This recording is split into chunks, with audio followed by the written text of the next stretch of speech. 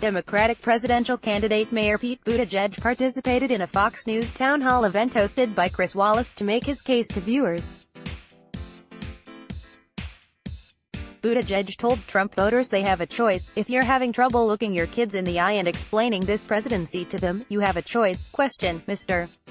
Buttigieg, there is a common theme in your messages about trying to fix a divided nation that has become polarized over the past years. Other than creating policy that appeals to both sides of the political spectrum, how do you plan to appeal to Republican voters in order to steer them away from voting for President Trump? Buttigieg, yeah, well, first of all, we're doing it right now. This network is known for having a lot of more conservative viewers, but I don't think that you have to be a Democrat to see what is wrong with this president and this presidency. I'm meeting a lot of what I like to call future former Republicans who are coming to my events, and I'm not pretending that we're going to agree on everything. I'm not trying to trick anybody, but my message is that we can at least agree on this, that if you're having trouble looking your kids in the eye and explaining this presidency to them, that you have a choice. But the really important thing I think to remember, not just in order to win but in order to govern, is that if there is an American majority that can agree on what we're against, there's an even bigger majority that agrees on what we're for. Remember, I'm proposing things that most Americans, even in conservative states, think we ought to do: raising wages,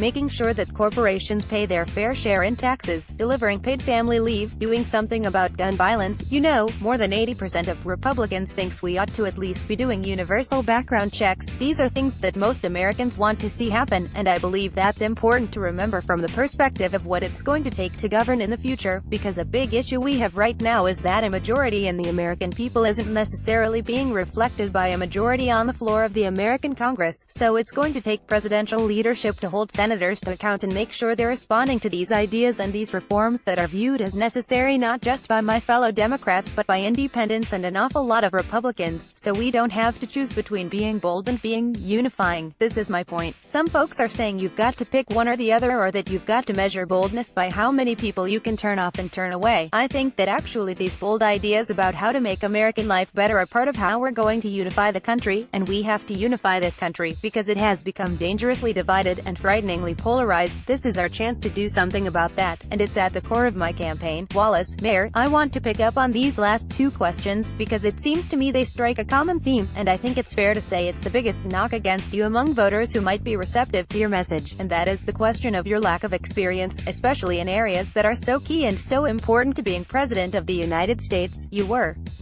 the mayor of the 305th largest city in America. You were never elected with more than 11,000 votes in any of your successful elections. You've never run a business. The flip side, you're obviously smart as the dickens. You served in the military, but what makes you, given your life experience, what makes you qualified? What makes you ready to be able to run the largest enterprise in the world, the United States government? Buttigieg, well, look, anyone ought to be humbled by the scope of the American presidency and what it requires, and the reality is, there is no job like the presidency. But I also think we've got to ask what kind of experience we're looking for, and that's what the American people are going to decide. Look, I'll admit, if what you're looking for is the most years spent in Washington, you've got a clear choice and it's not going to be me, but I would also argue that the kind of experience you have governing on the ground in a city of any size is the kind of experience we need a little more of in Washington, because we don't have the luxury of alternative facts. We have to get things done. We can't shut down a city government over a partisan disagreement. There wouldn't be any drinking water. We just have to get it solved, and I think we'd be well served if we'd get Washington to work a little more like our best cities and towns. Now, if I were the 305th most senior member of Congress, I'm not sure that folks would be as surprised by my candidacy, but this is exactly my point, and actually, the fact that the city that I'm from and the city that I led is not one of America's biggest global cities, that's part of the point as well. There are so many communities in Iowa and across America that have felt passed over, in addition to neighborhoods in some of our biggest cities that just feel they're being ignored by the political process. I think we need a voice. Frankly, I think my party needs to provide more voices from these kinds of communities that hold so much of the key to the future of this country and that need answers from a Washington that can't seem to speak to us anymore, that isn't even paying attention. We've got a president saying the economy's fantastic because the Dow Jones is looking good, and I think in a lot of our communities that are not necessarily the biggest cities, as well as some neighborhoods in our biggest cities, folks are saying, great, when is that getting to my kitchen table? It's just a different perspective, just like having served observed brings a different perspective, and coming from the generation that I come from brings a different perspective, and I believe, look, I've heard some folks saying this is no time to take a risk, and I agree, but I think the biggest risk that we could take right now would be to try to go up against this president with the same old playbook that we've been relying on that helps explains how we got here in the first place. I think it's time for something completely different. Let's block ads.